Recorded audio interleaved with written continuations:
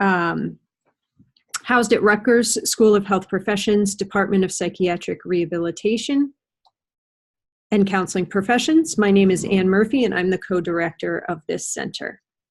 The MHTTC, advance the slide here. The MHTTC has been funded by SAMHSA, the Substance Abuse and Mental Health Services Administration, to enhance the capacity of the behavioral health workforce and other related workforces to deliver evidence-based and promising practices to individuals with mental illnesses. Please visit the MHTTC Network website for additional information at mhttcnetwork.org.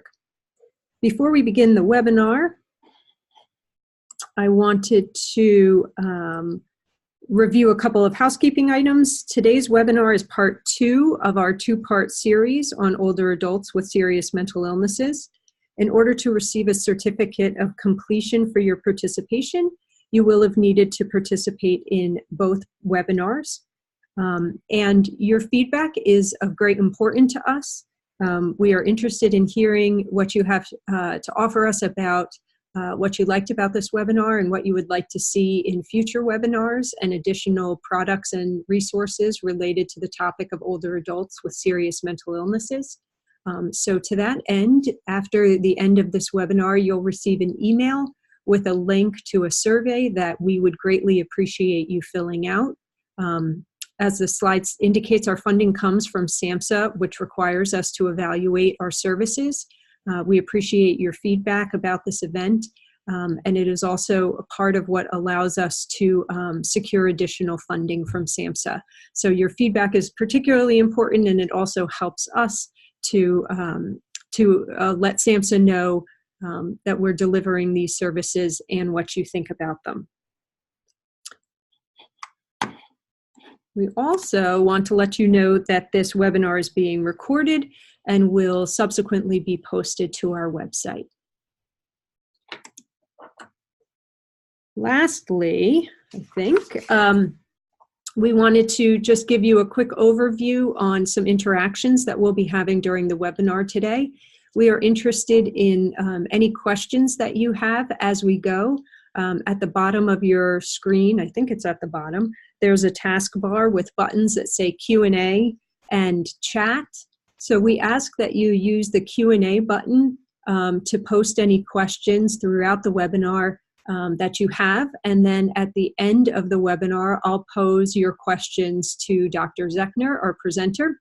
And then also throughout the webinar, our presenter will be asking you questions, and we ask that you use the chat box, the chat feature, to respond to her questions. And now let's begin our webinar, Older Adults with Serious Mental Illnesses, Part 2, Overview of Strategies for Programming. Again, today we have Dr. Michelle Zechner with us to present this important information. If you were here last time, you know Dr. Zechner, but for any new folks, I want to introduce her. Dr. Zechner is an assistant professor in the Department of Psychiatric Rehabilitation and Counseling Professions at Rutgers University. She's focused her career on helping people with mental illness and their families recover from these conditions for over 25 years. She's worked in a variety of settings, including nursing homes, outpatient mental health services, state psychiatric hospitals, and community services for older adults. Dr. Zechner's research includes the development of multi-domain wellness programs for people with serious mental illnesses, promotion of and adherence to physical activity for people with serious mental illness, and use of peer health coaching strategies, as well as identifying best practices for use with older adults with mental illness.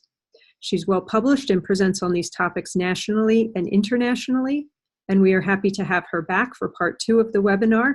I'll turn it over to you, Dr. Zechner. Thank you. Hello, everyone. This is Michelle Zechner. I'm really grateful to be here today with you. And welcome to the webinar that will focus on strategies for programming for older adults with mental illness. If you attended the last meeting, welcome back. And if you're joining for the first time, I encourage you to check out the recording where we talked about an overview last week of this population. I really appreciate everyone joining the webinar today, and I look forward to hearing from you through the chat box questions. And learning objectives. All right. So we're going to talk about some evidence-based practices for age onset depression first. I'm going to go over a SAMHSA toolkit. Then we're going to identify some EVPs and best practices for programming for older adults with serious mental illness. Then we're going to talk about wellness as a framework for developing programming and as a strategy to engage our population. Finally, we'll explore some of the knowledge, skills, and attitudes needed for working with older adults in a collaborative fashion and for programming. All right, a quick review. As we talked about last week, I just want to clarify this series is focused on people living with serious mental illness, such as schizophrenia, bipolar disorder, major depression, who are aging, and people who are typically served by the public mental health system of care. And that might include community mental health service, supported housing, supported employment, assertive community treatment, our public hospitals. I'd say there's definitely some overlap between older adults who develop mental illness in late life in regards to needing specific services, facing challenges around the social determinants of health like poverty, polypharmacy, housing issues, stigma from aging and mental health services. But in my opinion, people who are aging with severe mental illnesses face unique challenges related to long-term psychotropic medication use, the impacts of being in mental health services for decades, or sometimes we call that the iatrogenic effects of the mental health system, a much higher risk for cognition or thinking problems, and risks for smaller social support systems than older adults developing mental health problems in older adulthood. But both groups do need attention and services to address their needs. And today I will speak to EVPs for age onset depression and those EVPs and best practices for people with SMI who are aging. So there's some overlap and we'll talk about it. As far as I know, there are a few programs that were developed for late onset depression that have been tested in older adults with long-term mental illness. The one exception that I think to that would be models of chronic disease self-management. And I think a few of the programs for people, older adults with SMI, have been tested in older adults. So let's go over some of the challenges, just as a quick review. Some of the challenges that older adults with SMI face related to cognition, things like focus, concentration, and decision-making. These issues may be related to changes in the brain, things related to psychiatric illness such as schizophrenia, or the impact of long-term medication usage does actually change the brain, substance abuse, or traumatic events. This means that we need to adapt our services and practices to account for these cognitive difficulties that may be more difficult than in younger people. Social connections can be reduced as a factor of time, and also people experiencing difficulty managing social situations throughout their life. There's also evidence that people experience difficulties in community living with issues like navigating transportation, meal preparation, shopping for food, cleaning personal space and hygiene, managing money, and this puts people at a higher risk for restrictive housing placements and reduced choices. So they might be more likely to be in nursing homes. The most likely challenge for older adults with serious mental illness, however, is physical illness. And there are high risks. We talked a lot about this last time, the interrelationship between health and mental health. And there are high risks of multiple health conditions with lack of access and other challenges common in this group. There are also significant increases to the movement disorder called tardive dyskinesia, which is a permanent movement disorder related to antipsychotic medication usage. While there are challenges, people with serious mental illness are resilient and have coped with illnesses for years and are really interested in recovery and personal growth. At least that's been my experience, and I suspect that some of you have noticed that as well. So let's hear from you. Based on your experience, what are some of the issues for older adults with serious mental illness that are most commonly addressed in your programming? We're going to put up a chat box here in a second, and we invite you to type in some thoughts that you have, the issues that you're addressing in your programming. We'll take a few seconds here to let people respond. I see one response.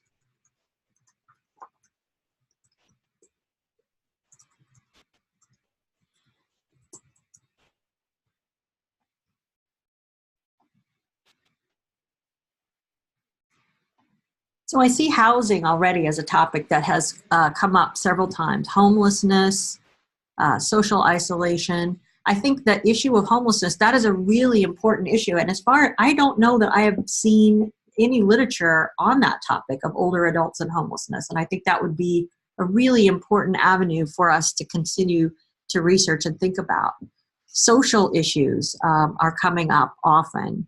Also, this topic of dementia, so co-occurring mental illness and dementia. So people who are aging in the system and developing dementia is not uncommon, particularly in residential settings, which can be very difficult to understand what are the symptoms related to the psychiatric illness and what is related to early dementia.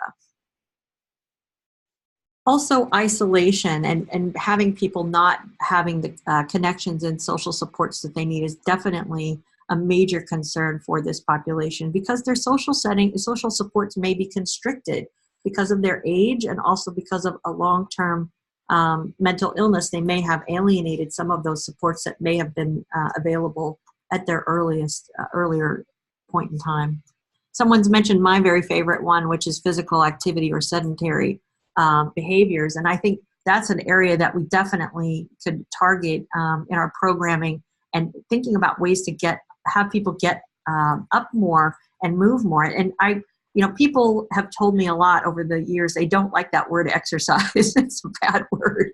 But I think that actually we could talk about it in different ways: movement, physical activity, reducing the time you're sitting.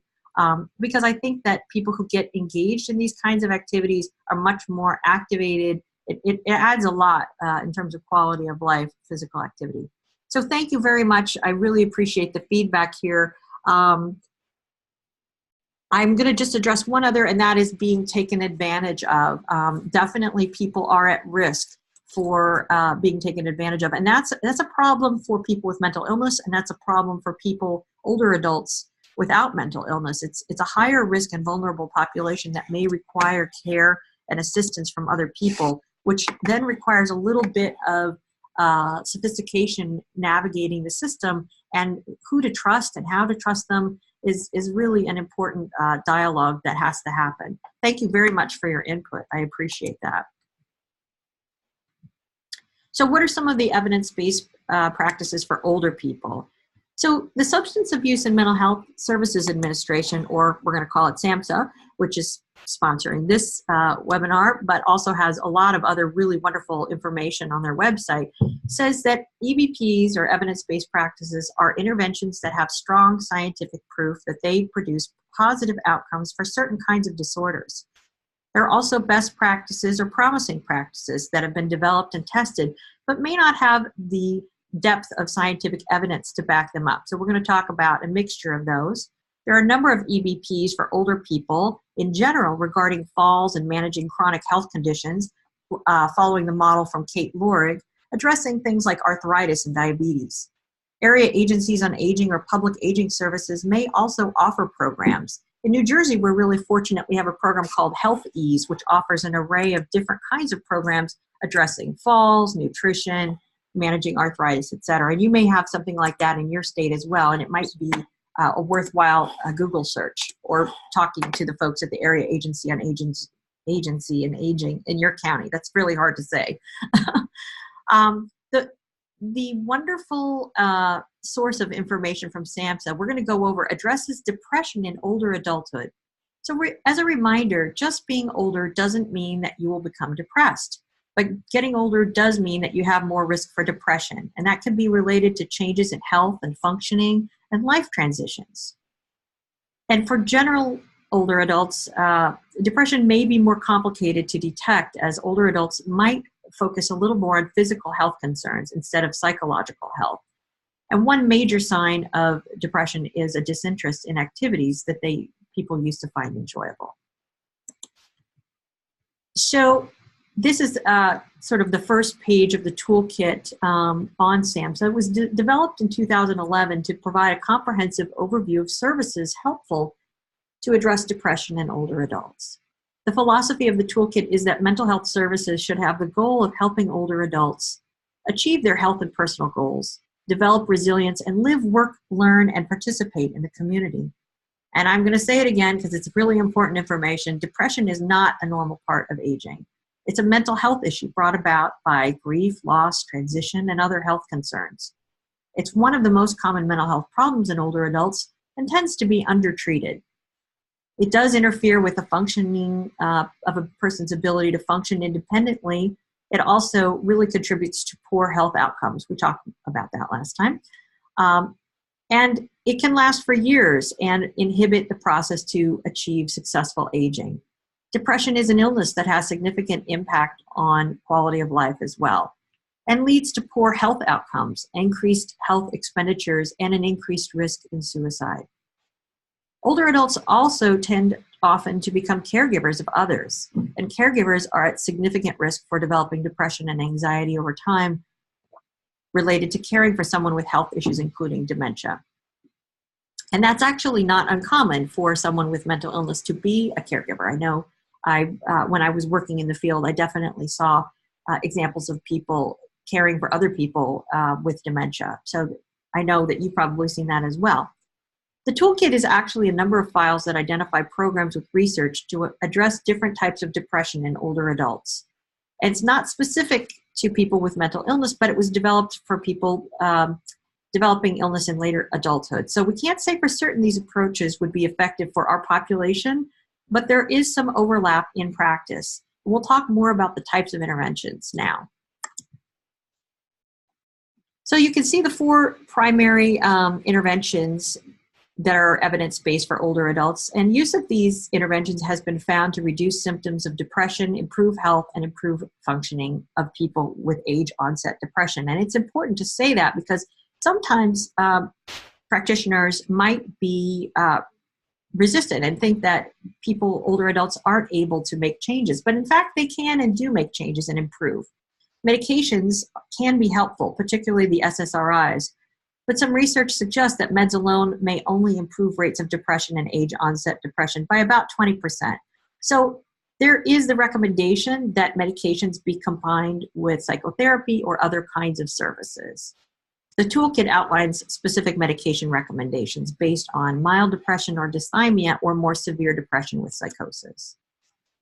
Also, multidimensional geriatric mental health outreach or multidisciplinary GMH outreach is a type of programming that are outreach services providing depression treatment in the homes of older adults or in the locations where older adults frequently spend time instead of a clinic or office. I know when I first started out, I was working at a Jewish Family and Children's Service where I worked in an outpatient clinic, and we would do geriatric assessments as a social worker and then meet with the psychiatrists and case managers to identify the needs and in-home treatments.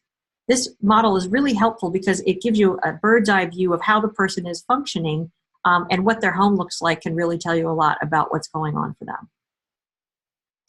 Another intervention is integrated and collaborative mental health and physical health care. This is sort of our integrated care, as we call it in mental health services, but it combines primary health care. It provides mental health care in the primary health care arena. So both of those services are co-located. This is a helpful model because it consolidates services, improves communications between providers, and could reduce stigma by normalizing the experience of seeking mental health treatment.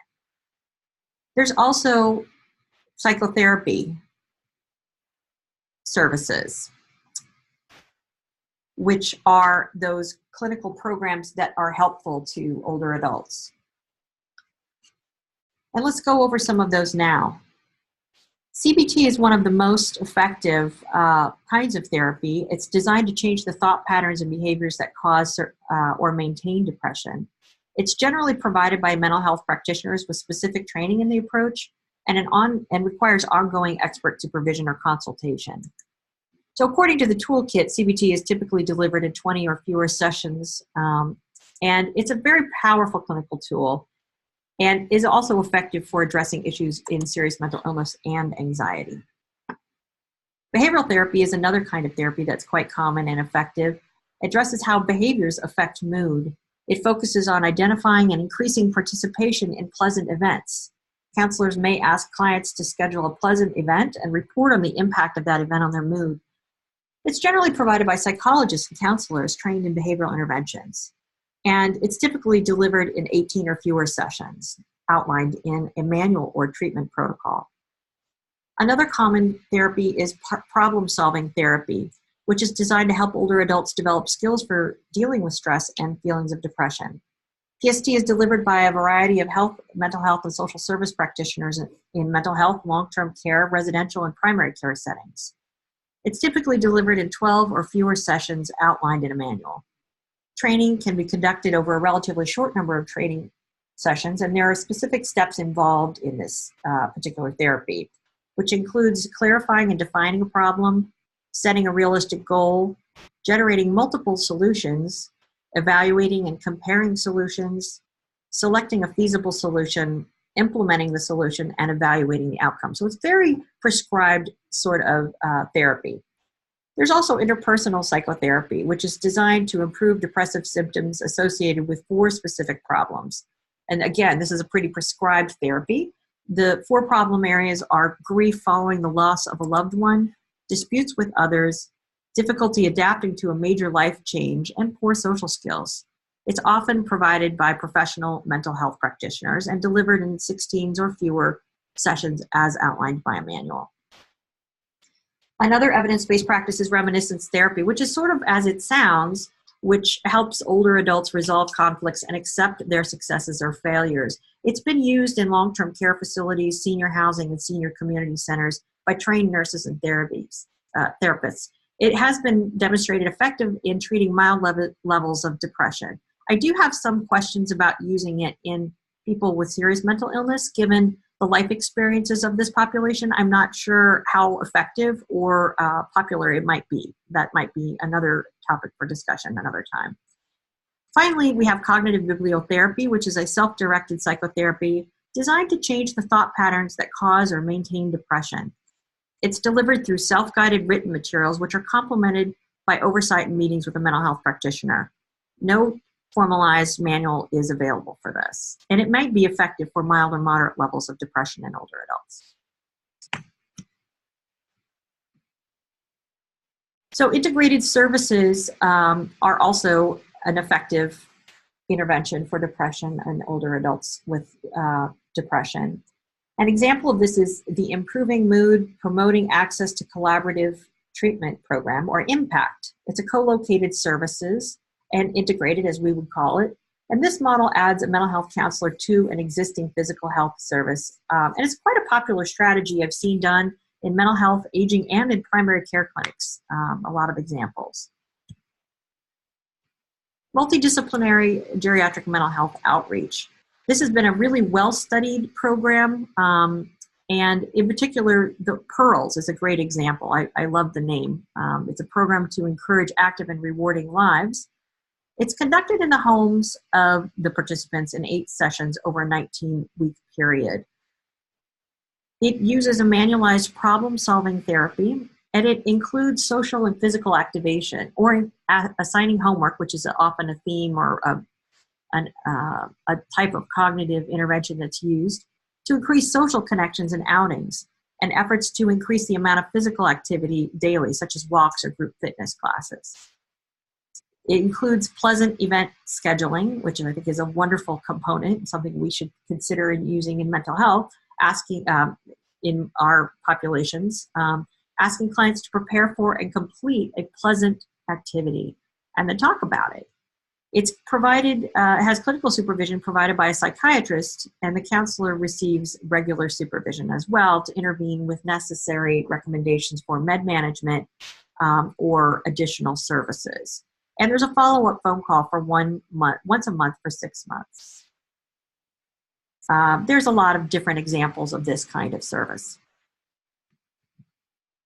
There are also best practices for anxiety. Anxiety is very common in older adults, especially for people with comorbid health concerns. And there are a lot of best practices for anxiety. Typically, antidepressants are often prescribed for severe anxiety, but older adults may have difficulties with the side effects. And one of the more common medications are the benzodiazepines, but those are very risky due to falls and the possibility of addiction. So CBT is recommended as one of the most effective psychosocial treatments of choice for anxiety, but the combination of CBT and medication may be the best way to treat. Also, relaxation training is effective for anxiety. In fact, a recent meta-analysis suggested that mindfulness approaches are the most effective as compared to things like progressive relaxation or other models of relaxation training. Supportive group psychotherapy is also effective in addressing anxiety, and that's basically just a group to support people with anxiety, and it can be linked to medical conditions or caregiving responsibilities or other areas. So we've learned about the services that are available for older adults with late onset depression and anxiety. Now I'd like to hear from you about the symptoms, challenges, and issues where you are seeing in your settings. So if in the chat box, I know this says poll question, but what are some of the challenges that you or your agency have in terms of providing programming for older adults? I listed some of my challenges that I've observed, but you may have some new ones.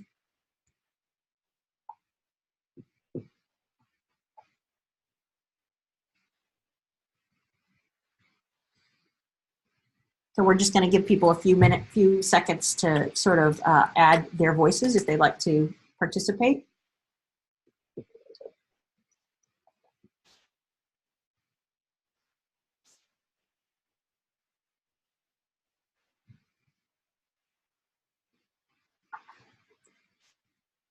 People have used acceptance and commitment therapy. That's wonderful. That's a wonderful type of service. Also, the issues of staffing is a problem. Having the staff who have those abilities to work with older adults and the knowledge of some of these more complicated services. Also, stigma, definitely. Stigma can definitely come about as self-stigma. It could be stigma about providers not wanting to work with older adults. It could be stigma from other health providers not wanting to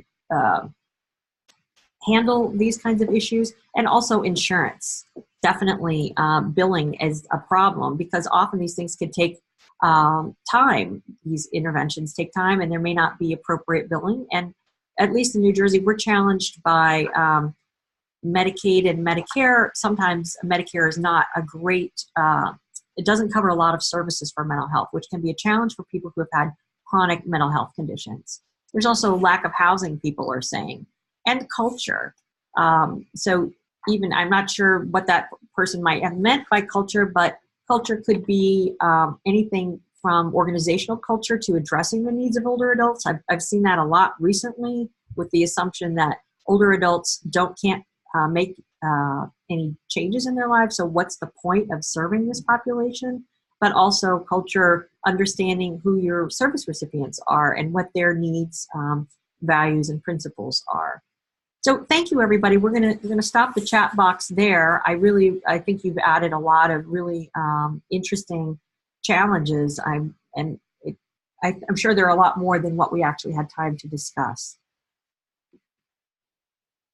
So now we're going to look at the beautiful ocean for a moment. No, okay, we're going to discuss some of the kinds of programmings that are out there for older adults with serious mental illness. There's definitely an overlap in specific clinical strategies and in the integration of physical and mental health care, but I think there's also some different angles to the programs, such as management of long-term symptoms, learning social skills and cognitive supports, which is a little bit different in our population with serious mental illness, and an emphasis on group programming as a modality is definitely different in community mental health as opposed to working with some of the practices we just saw were primarily individual based.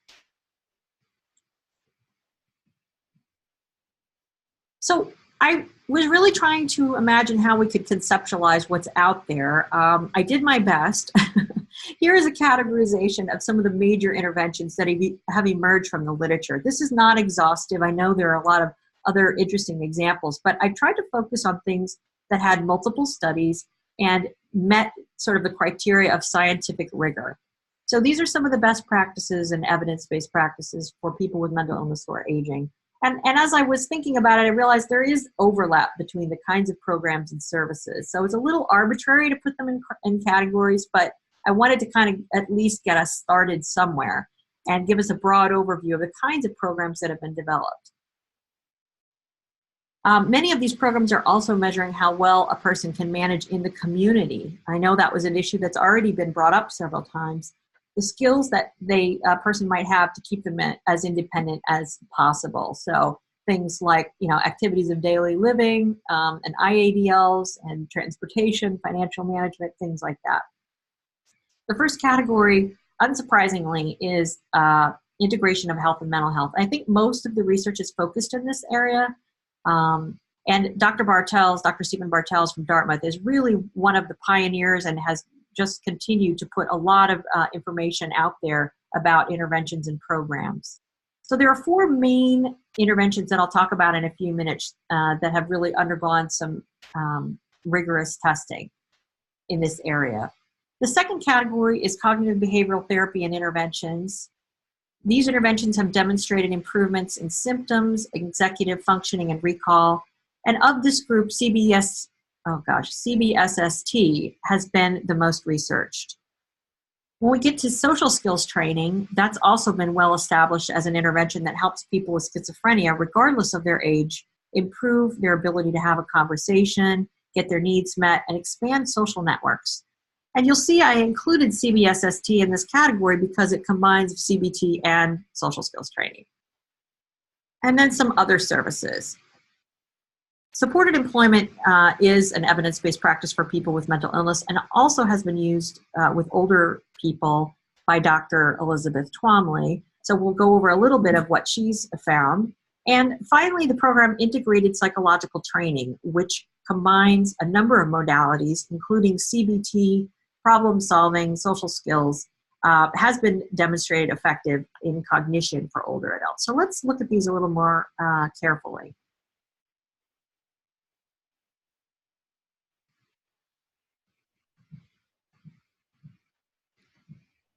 So first, combining mental health and physical health. This is sort of an integrated approach. There are 4 primary programs that have been well studied and found to improve outcomes. The first strategies. Well, we're having some technical issues here. So we're going to address our technical challenges. So be patient with us for a moment. Can you go out and see?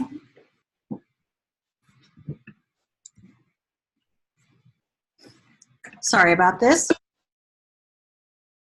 We're addressing some of our technical. All right, so the audio seems to be working. Very good. So now we're going to work on, looks like we're back in order here. Sorry about that. Technology is wonderful when it works and challenging when it's challenging. So thank you for your patience. IMR, as I was saying, uses psychoeducation, skills training, behavioral training for medication, coping strategies, and relapse prevention planning as a method to help clients improve their self-management of their illness. IMR adds a parallel health management program, which is taught by a nurse to educate about health and wellness, information about specific health conditions, coping with medical symptoms, and addressing health condition relapse. Outcomes have noted improvements in self-management of psychiatric illness, improvements in diabetes management, and clinician ratings of illness management in their clients. Helping older people experience success, or the HOPES, is also a wonderful program. It's a 12-month program covering 7 modules, including communicating effectively, making and keeping friends, making the most of leisure time, healthy living, using medications effectively, living independently in the community, and making the most of a healthcare visit. This program combines skills training and preventative healthcare management to improve community living skills and community tenure. It involves a nurse assessment initially to identify health concerns and chronic health conditions, followed by 7-module psychoeducation and skills training program.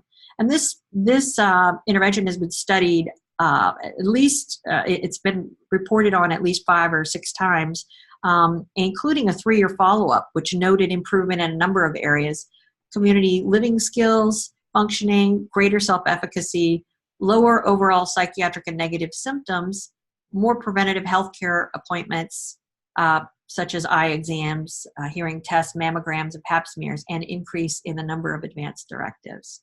Another program, the Diabetes Awareness Rehabilitation Training, or the DART, is a 24-week program to improve diabetes self-management for older adults with schizophrenia and follows a manualized approach.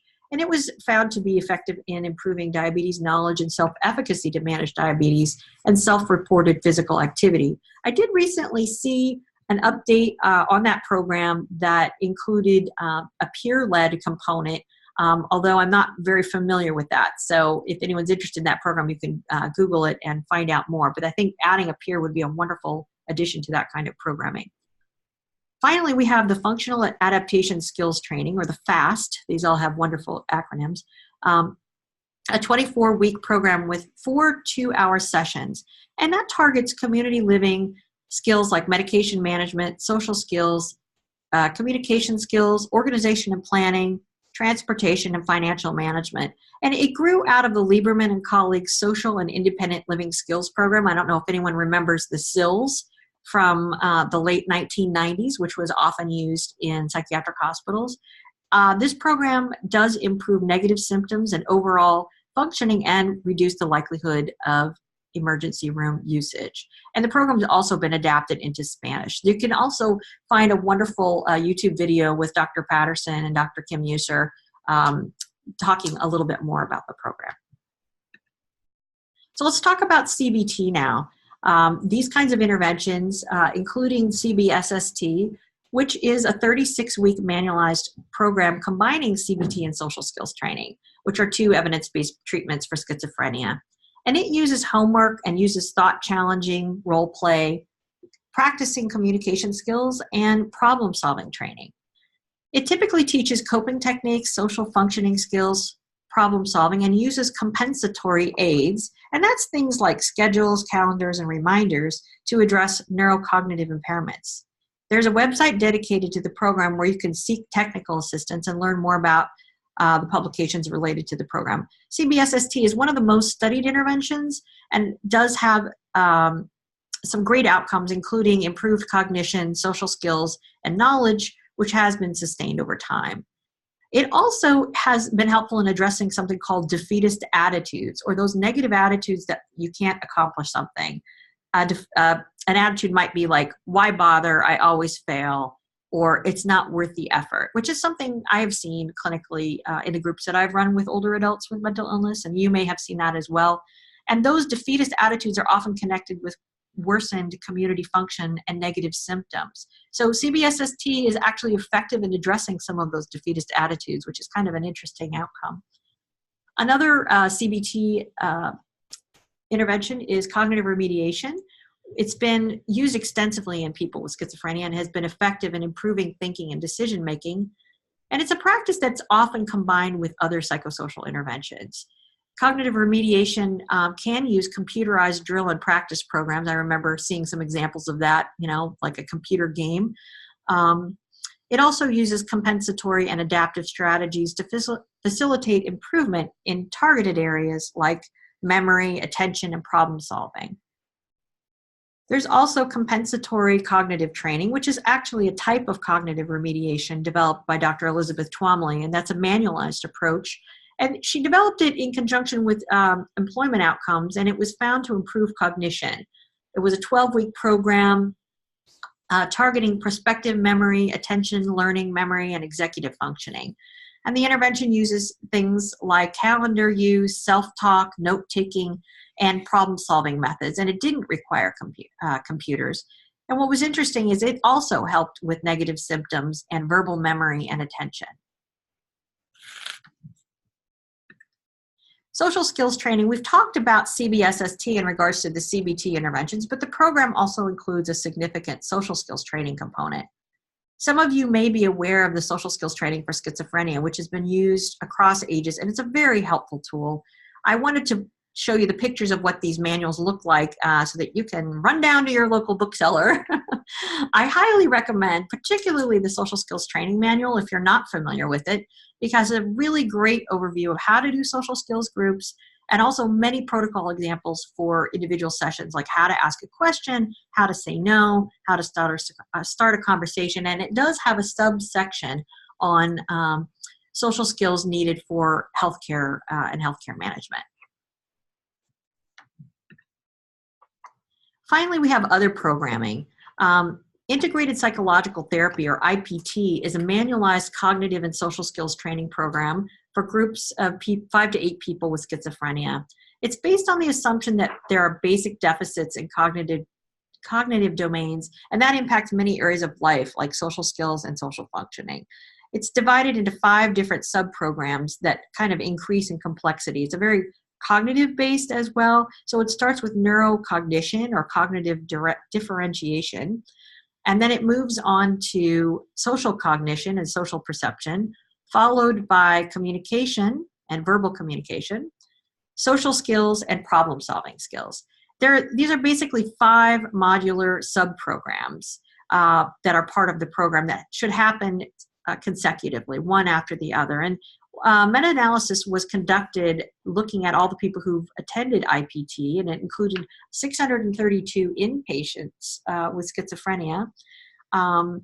And this bundled therapy actually showed some improvements in neurocognition, and it was actually more effective in the over 40 group. So that's very helpful to know that it can improve different services. I wasn't aware of this therapy as I was preparing for this talk.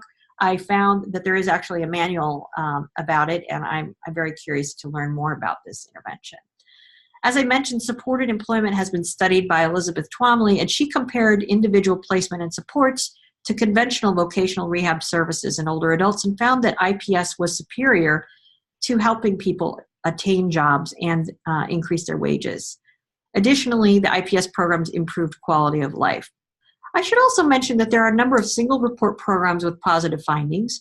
For example, researchers have examined the impact of movement in nature, exercise programs from people like Barton and Lutweiler, addressing depression through CBT and case management services, a program to activate older adults to engage with primary care physicians by Dr. Bartels, and some medication adherence programs, as well as the wellness programming, some of which I have been involved in.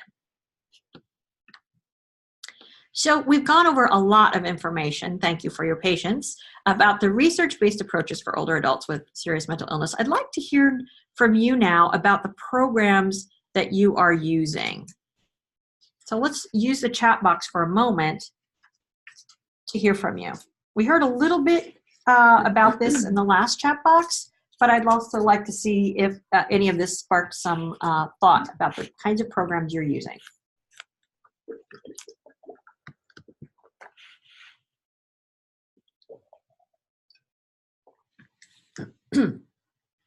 Motivational interviewing. Wow, DBT, that's great.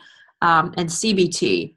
Peer support program. Coaching is wonderful. IMR. I've used IMR with older adults. It's always really an interesting experience because we go in and I have my own bias. I think, oh, older adults won't be interested in finding a significant other. And then, of course, I ran an IMR group with older adults, and the first thing that somebody said was they were looking for a significant other. And I was like, all right, I need to check my ageism box here. We're also seeing skills building, substance abuse, certified peer specialists. That's wonderful. Focused on aging. I would love to learn more about that program.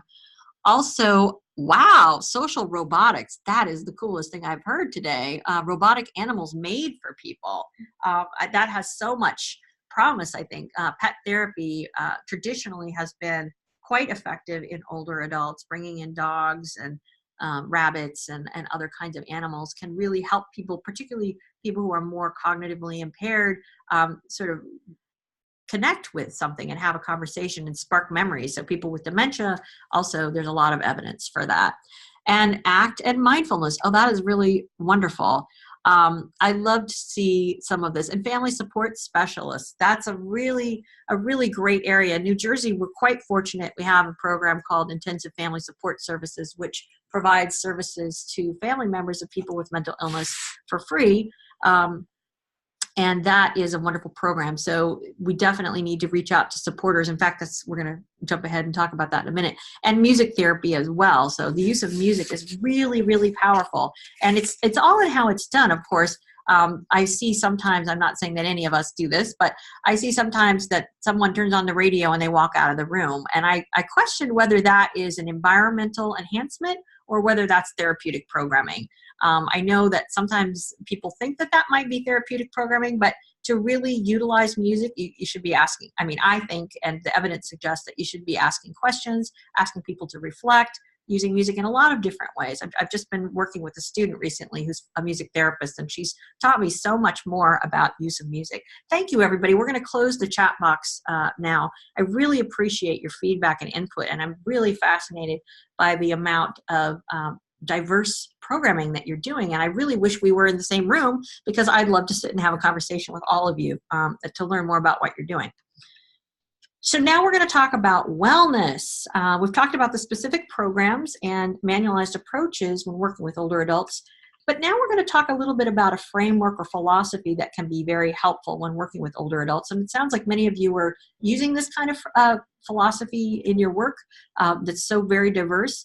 But I love the idea of wellness. I've worked with Dr. Peggy Swarbrick for about 12 years in different capacities. And I wanted to share a picture from my vacation last year. I know, I'm sorry about that. But this is a picture I took last year at Lake Moraine in Canada. And it captures for me the perfect moment of wellness. It's a beautiful view on a morning hike. And there are just a lot of components for me that remind me of my own wellness when I look at this picture. And I hope you had a moment of wellness looking at it too. But wellness means many different things to different people. And sometimes the word is often hijacked, I would say, to mean health or fitness only. So, for example, I go to a gym called a wellness center. My cat eats food with the word wellness in it. And I go to my doctor for a wellness visit. But there are actually other ways to consider wellness as a way to engage and motivate our clients.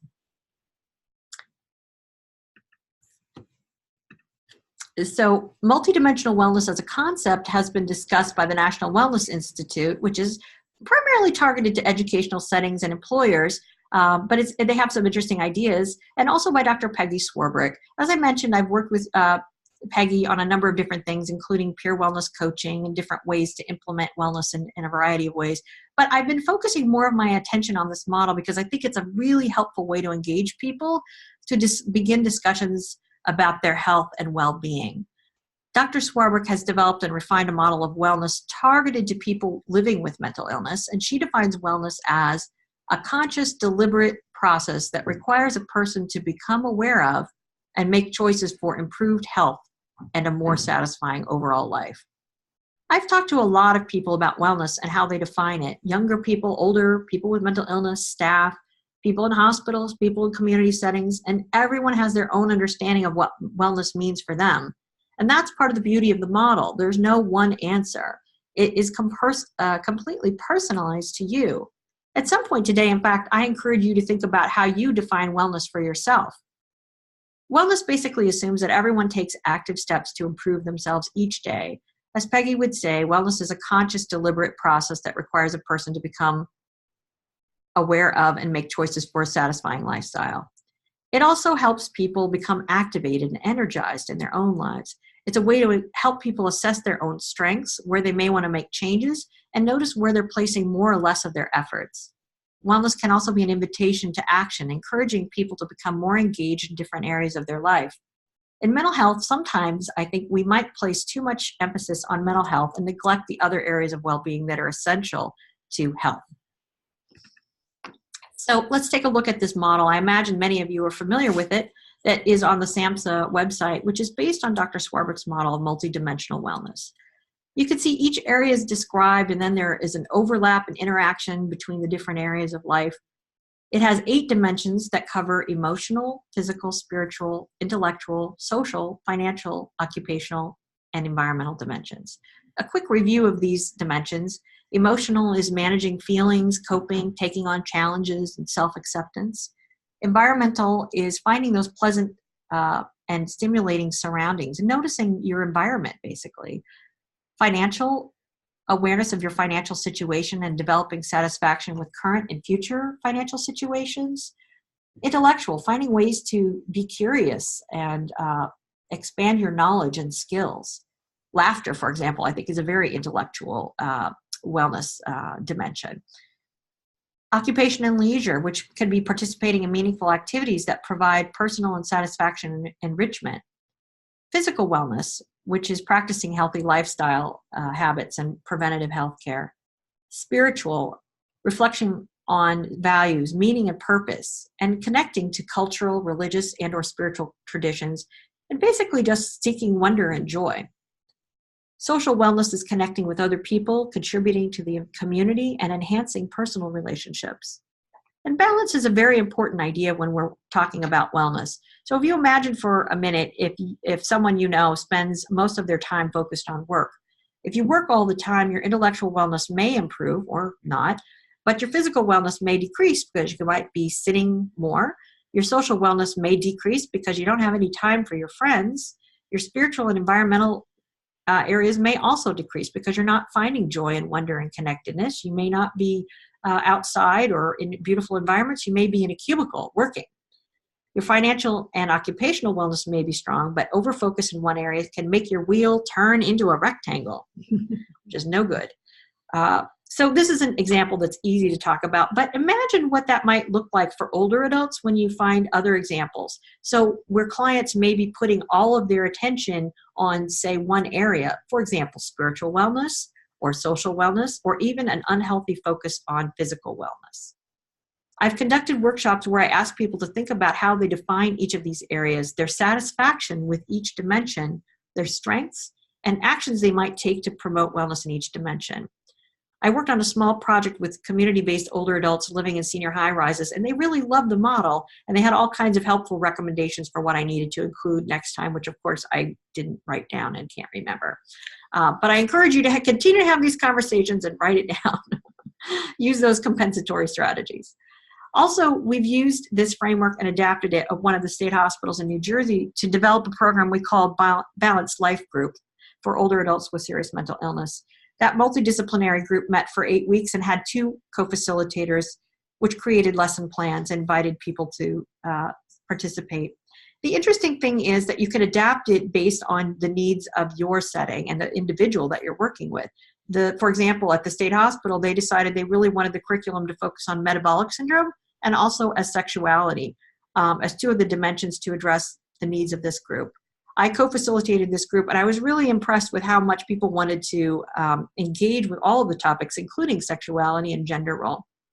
Discussions were very, very lively. So let's hear from you now. We had a poll question, but we're going to use it as a chat box question. So which dimensions of wellness are most important for people with mental illness who are aging? If you could just, we're opening our chat box now. If you could just take a few minutes and imagine, what do you think we should be spending most time in the areas of wellness for older adults with serious mental illness?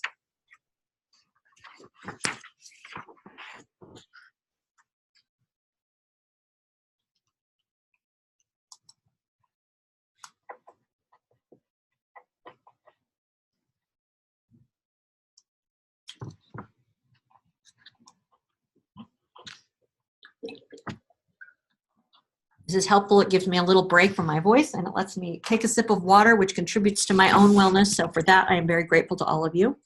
I see a lot of social, financial, and emotional wellness. Environmental as well. You know, environmental is an often overlooked dimension of wellness. When I was working at co-facilitating this group at the state hospital, it was out in this beautiful mountain, right? And the hospital was not so beautiful, I'm sorry to say. It was sort of typical cinder blocks. And so people would say, well, I don't have any environmental beauty here. There's no environmental wellness. And yet when we looked out the window, we looked out over the mountains and we could see the sunrise and sunset. And sometimes there were deer grazing. And people said they added plants to their rooms, and they really started to pay attention to their surroundings and how to bring beauty to their own life. And for women, that might be jewelry. It might mean scarves, or even for men, the kinds of clothes. And I see a lot of you are saying that all the areas of wellness are important. So thank you very much. I think we're going to close the chat box now. I really appreciate your input into this. I agree. I think we really should be looking at all the different areas in wellness for older adults. The wellness models have been used in gerontology settings, so in assisted living, in senior centers, in nursing homes. And the framework has also been used to explore interventions to improve cognition. Someone that I've been working with a little bit, Matt Folan at Virginia Tech, has been doing some very interesting work to develop a model of wellness that's more relative to older adults in general. His model includes the dimensions of developmental, sort of looking at where the person is in relationship to their age, cognitive, physical, emotional, spiritual, relational, or how we connect with other people, vocational, and contextual, which he's sort of referring to as financial wellness or the financial resources. He's published an interesting article about this thinking that really makes me think that some of this is related to, for those of you who follow Erikson and the developmental task based on life stages, those are kind of an interesting parallel and ways that we can think about wellness and what needs to happen for people as they move through middle adulthood and later adulthood, and for people with serious mental illness who may be experiencing the issues of aging much earlier, as we talked about last time. So people in their late 40s and early 50s may be experiencing aging issues at a much earlier age, which I think is an issue that we need to be talking about in mental health services. Finding balance in the 8 dimensions is also likely to shift as we age. We may have to focus more on different areas and less on others, or not. Occupational dimension is kind of a hard one to talk about. That came out of the occupational therapists, but it doesn't actually mean work. It can mean work, but it basically means having a structure for your day every day. And that is always, I think, a challenge for people with mental illness and for people who retire. Social dimensions may evolve. As people age, their social connections may lessen. I'm really fortunate to have 2 grandmothers who are 94. They don't have mental illness, but my grandma often wants to remind me that she's the only one left of her friends at her age. So we need to be sort of sensitive and aware that this survivor effect, that people's social supports are shrinking. Also, spiritual wellness might become more important as a person ages, with significant transitions, losses, or health conditions becoming more likely. We also need to remind ourselves about culture and how that might impact wellness. Is there more or less emphasis on spirituality? What's the role of emotional wellness for someone based on their culture? I think we also have to consider gender role and sexuality, which impacts an older person's wellness. For example, what does it mean to be a single man or woman, or married to a woman, or a woman with a mastectomy, or a transgendered older person without a partner, or a widowed woman? What do those constructs mean for the individual? And as they age, what does that mean for them? Because all of these issues are part of us. There are also cohort issues that we have to consider. So for the current baby boomer group, one of the major issues that has occurred in their lifetime was the Vietnam War, which may or may not influence how they think about a number of different things. I also think that wellness should include a discussion of normal aging and what happens to the body without any disease process, changes in muscles and bones, the things that we talked about last time, and even changes in the brain. In gerontology, the idea of successful aging came from Rowan Kahn, and that was discussed as the things we do to stay well while we age, like eating healthier, physical activity, and managing stress, all of which can lead to an active sense of purpose, meaning, and strong thinking to prevent disability. But there are things we can do to keep our brains active, like mental workouts and physical activity, to address potential cognitive challenges. And I think these are the conversations we should be having with our clients. And again, even earlier than we might imagine because of the comorbid health conditions. Another concept that's really useful to talk about is positive aging, which is an extension of positive psychology and emphasizes the importance of resiliency and the ability to cope with age-related transitions in order to maximize overall well-being. And I've put a link there for the Taos Institute, which encourages a social constructionist dialogue, which is really about the process by which people generate meaning. It's a very progressive view of aging, and it's a little bit radical, but I think it might be helpful for us when we have these dialogues with people with mental illness. What are some of the benefits of wellness? I think it's pretty comprehensive. It covers many different areas of a person's life. It encourages balance in all areas and builds an awareness of different areas of life that should be addressed. It's also strengths-based. Depending on how you do it, it doesn't have to be illness or diagnosis based. It's really asking a person, what are you doing well? Like, what are you doing right now? What would you like to do to become even healthier or have a greater sense of well-being? And it's building on those strengths, which can build and nurture self-worth, sense of personal values, and hope for tomorrow. It's also activating. Wellness is a wonderful engagement tool. We spoke last time about the challenges with motivation that this group can experience. This can make engagement and therapeutic relationships challenging. If a person is depressed and experiencing lack of motivation and pleasure, and these are the things called negative symptoms, which are pretty common in schizophrenia and other major mental illnesses, that makes it difficult for them, and it also makes it hard for us to engage people in programming. That's like the number one challenge that I talk to people about, is how do we engage people in programming? A sidebar on this, is I've seen a number of strategies, both outpatient and inpatient, that are not activating to the person. For example, programs that might be a little less engaging. And I mentioned one idea, which is, turning on the radio and leaving the room. Another sort of variation of that might be putting on a movie and leaving the room. That's really hard for people to understand how that might be a therapeutic practice. I mean, I think some people are definitely effective at it, and I've seen it done well. It's also challenging. Another strategy that I've seen a lot of in my work, and you may or may not have that issue, is I see a lot of people passing out coloring books. And coloring is and can be therapeutic and part of art. And I have coloring books. My grandmother actually uses coloring books. But how you do it and how you describe it, is that a psychosocial intervention or is that a leisure activity, right? And I also think that older adults sometimes get bored with programming. I definitely hear that at the hospital. And we have to be aware of that. I'm also, as a psych rehab practitioner, I think about ways we interact with people and how we can motivate them or turn them off. There's a term called elder speak, where we talk down to older adults. And I'm sure that none of you are doing that, but you may have seen it out at the grocery store, at the doctor's office, where you see the older adult and it's like, oh, honey, how can I help you? Where you have a funny tone of voice and you use a diminutive name. And that can be really disrespectful for someone. And you may have experienced this too. When, the first thing I learned as a 23-year-old young person working with older adults in a nursing home is I needed to call people by Miss and Mr. Or ask them how they preferred to be called. I couldn't assume that I could call them by their first name. Very important way to engage people and convey respect. Another way we might inadvertently turn people off is by being a little too authoritarian when we tell them what to do or how to behave. We have to try to empower people and support them on their journey in recovery. And I know that it sounds like a lot of you are using really sophisticated strategies to make that happen. It's a fine balance for providers between safety and independence. And that's a common issue with older adults, but particularly with our population. How do we help people be as independent as possible, but giving them the supports and sort of protect them? Because as many of you mentioned, people are victims of abuse, financial and otherwise, because they're quite vulnerable at times.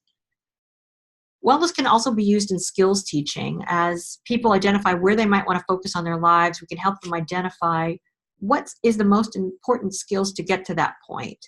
And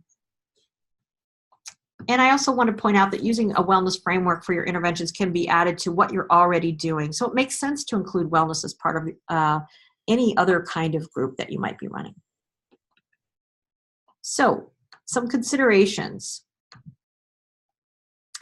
We've got some ideas about programming, framework for services. So let's focus a little bit on general ideas about how to attend to programming for older adults. I know you all are already thinking about this, and I'm delighted. I'm thinking about this a lot too.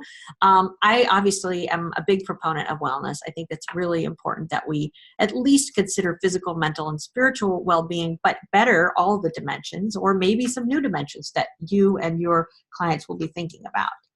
Peer support, I've already seen examples of that. You all are doing that. That's amazing and wonderful.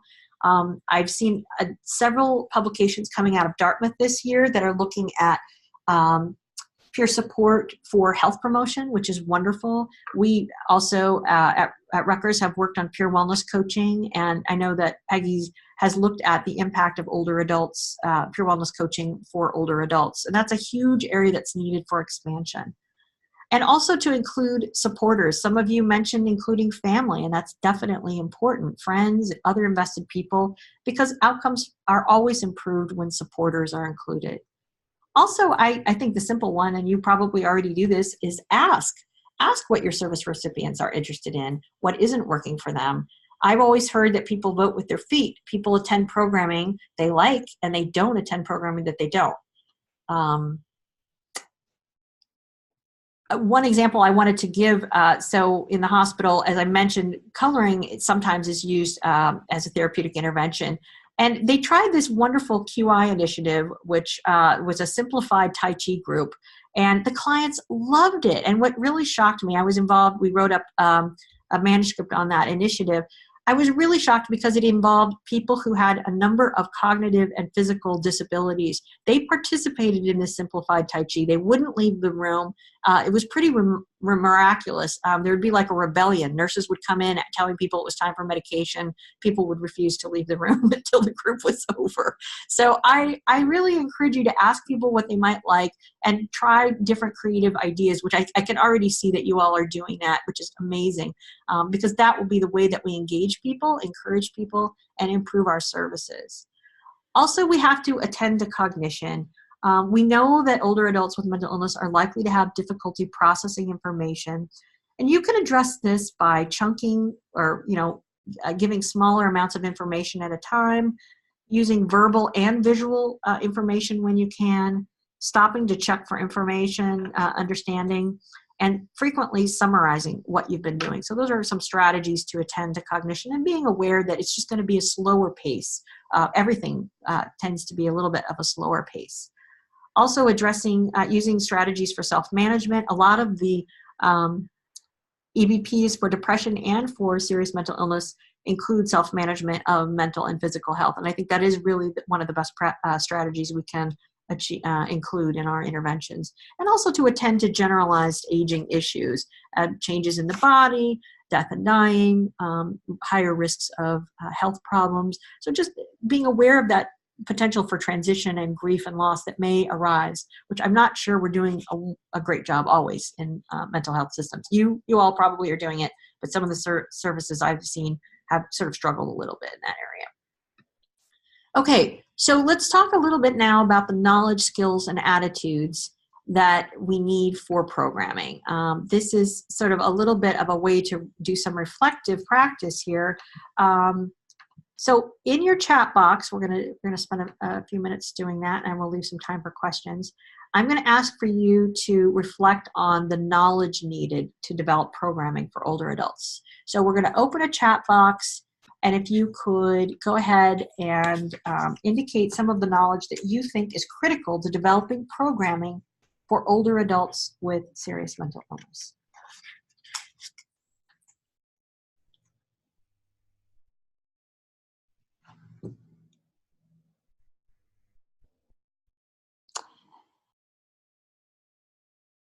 So I don't know if anyone has any ideas about the kinds of knowledge that you might expect is necessary for developing programming.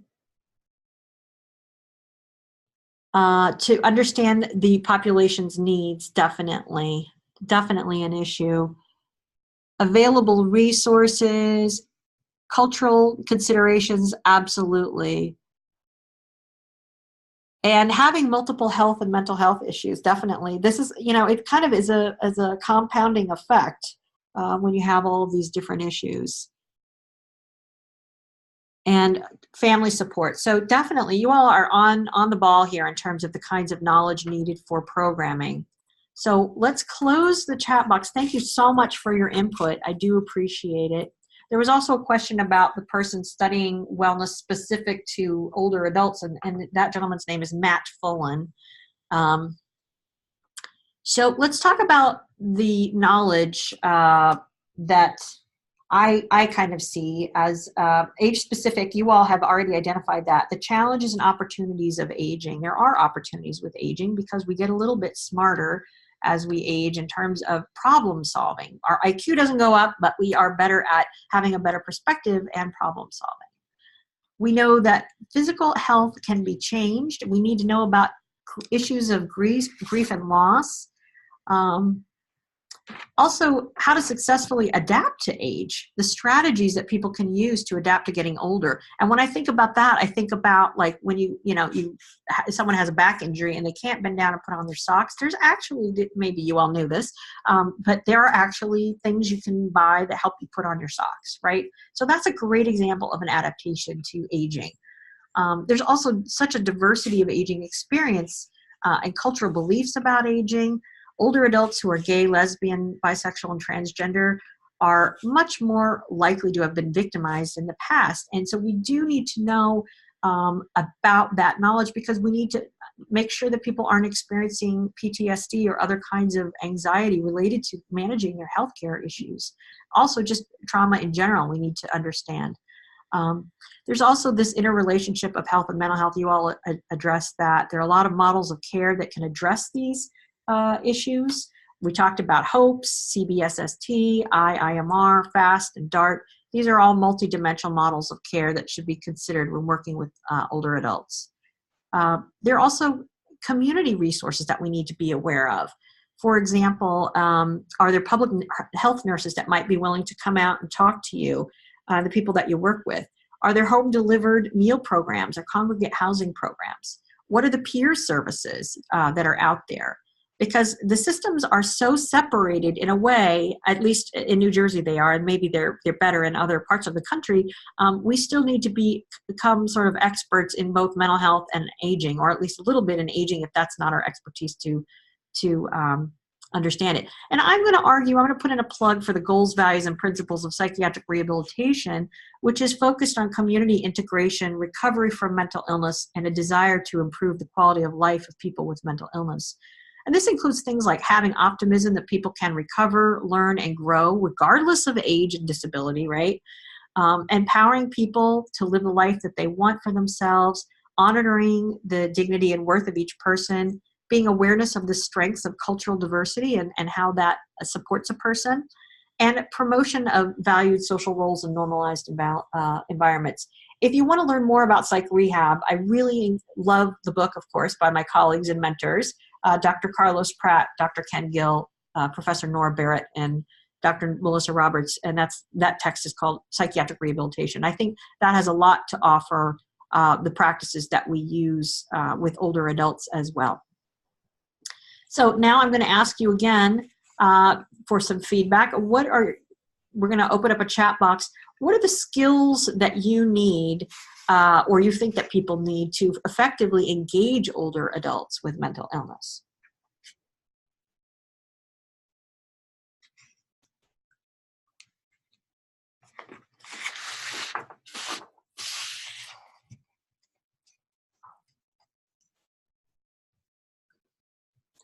I see some positive attitude, being flexible, communication, empowering, empathy, patience. Wow. Can we say patience 5 more times? Because I definitely think patience is important. Ability to listen. Yeah. And consistency and sympathy. I think, being able to be understanding of sort of the person's experience given who they are and the situations that they've had is very, very important. Cultural competence and cultural humility, those are wonderful, wonderful things to ask people. Tell me more about what your understanding of health or aging is from where you're coming from your family. What are the messages that you've been given about aging, how people can age well, or how people can live a better life. And that's a really interesting conversation that I wish we had more time to delve into. Okay, so we're going to close the chat box question. Thank you so much, but people keep talking about motivational skills and respect, and I think that is amazing direction to go into. I think communication, many of you have mentioned these communication skills. So engagement is really key to therapeutic working relationships, and communication is really the foundation to that. Attending to communication challenges like hearing or vision loss, or even difficulty processing due to illness effects or sedating medications is really critical in working with this population. Some sort of simple things you can do is make sure that you're using larger font sizes, simplified fonts, making sure that you have enough light in a room, but there isn't a lot of glare, because glare can be challenging to people with vision issues. Also being sensitive about people who may not be wearing their glasses that day, or who may need glasses, or have hearing aids that may or may not be working. Anyone who's ever worked in aging knows how the challenges of having hearing impaired folks in a group. It is a challenge to balance that, and particularly if a hearing aid is stuffed up, it may be more challenging. And strategies for that is like to put the person with hearing difficulty sort of closer to the facilitator so that they can hear a little bit better. Also, we need to use things like reflective listening, asking open-ended questions, motivational interviewing, and giving people as much privacy as we can. If someone has some hearing loss and we need to have a hard conversation, it's not a great thing to do that in the middle of a room or in a busy place, because they won't be able to hear or focus on you as well. And also we want to work to collaborate with a person as a full partner to sort of have a motivating approach. Motivational interviewing is a helpful technique. It's basically a counseling technique, many of you probably are already aware of it, designed to help people move their readiness to make some kind of change. It's been used extensively in healthcare and substance use and mental health services. Some adaptations that might be useful for older adults is providing some clear and manageable action steps. So when I did IMR with older adults, we tried talking about some of these areas of where a person might want to change their life, and that was pretty overwhelming for people. And so what we did is we created sort of a concrete visual aid that gave just a few examples of that. Also empowering and using your counseling skills. All right, so finally, let's talk about attitudes. I'm going to skip the let's hear from you. We're starting to run out of time. I want to make sure we have a few minutes for questions. So the next slide is, don't be afraid of older people. That's one of the most important attitudes. Gerophobia is alive and well. Aging is a normal part of life, and it's something that I think we should all aspire to. It's not a disease or something to fear, and I think that it's important to convey that to our clients. There is this connection between mental health and physical health. That's been a theme that we've been talking about. Also, hope. If we work with older adults, we have to believe that they can improve and grow and be aware of our own, if we have them, ageist ideas, and constantly check ourselves, right, if we have ageist ideas. It may take time, but it's definitely people can improve with services. Normalizing aging and incorporating diversity. I do want to mention one other thing that is really an interesting model, and supervisors and other folks who want to learn more about competencies and working with older adults should consider this thing called the Pikes Peak model. It's Pikes and then Peak, the Pikes Peak model for geropsychology. It has a wonderful self-assessment on the different areas of aging practice, and it can be helpful to think about the competencies needed to address older adults. So let's go ahead and jump to the last slide, which is a summary slide.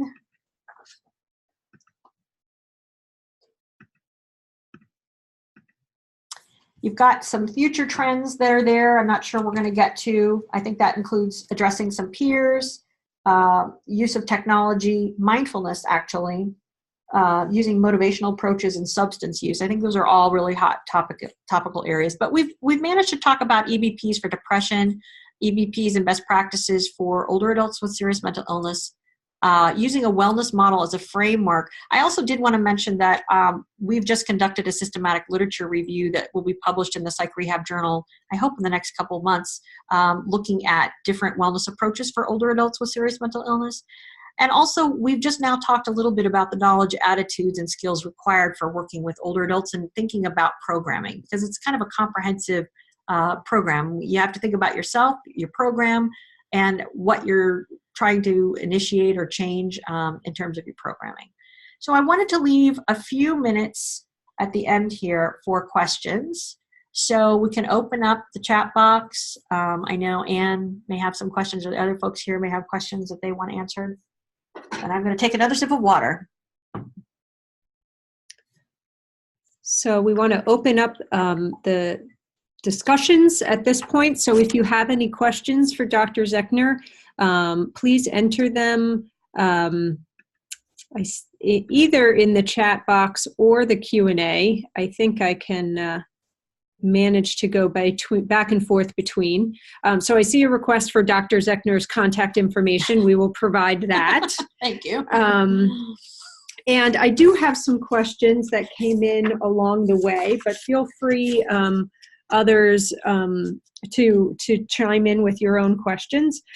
So a couple of the questions that came during the presentation. So there was one that said that for individuals with dementia or Alzheimer's, it was that person's understanding that some of the CBT or behavioral techniques may not be effective. And since, as you mentioned, medications are only about 20% effective, what do you recommend as best interventions? That's a great question. And actually, I had a slide in an earlier version of this where I included the EBPs for dementia, but I, of course, did not include it. And off the top of my head, basically, in addressing services for dementia, it does depend on the level of dementia that the person has. So for people with mild dementia, that might be a different set of practices than people with moderate dementia. Absolutely, CBT is not recommended for people with moderate or severe dementia. For early dementia, perhaps, but there are definitely, I don't want to speak too much about that because I'm not an expert in that area. Okay.